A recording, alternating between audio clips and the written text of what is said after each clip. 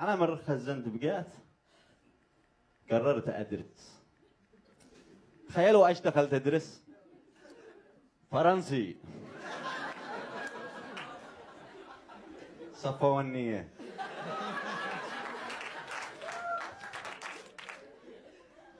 تخيلوا يمني مخزن وبيضحكها فرنسي. بنجو. ايه. فدخلت ادرس فرنسي وكان يوم معانا تعبير. موضوع التعبير انك تكتب عن يوم تألمت فيه بشدة بس انتهى بفرح. مش انا عارف ايش اكتب. وكان جنبي بنت بدكتب. نقلت التعبير حقها كامل. يوم ثاني دعاني الاستاذ قال همدان تعال اقرا التعبير حقك. قريت قلت بنجون دلوز ميتيق لا جو. الفصل كله انفجر ضحك. انتم عارفين ايش كتبت؟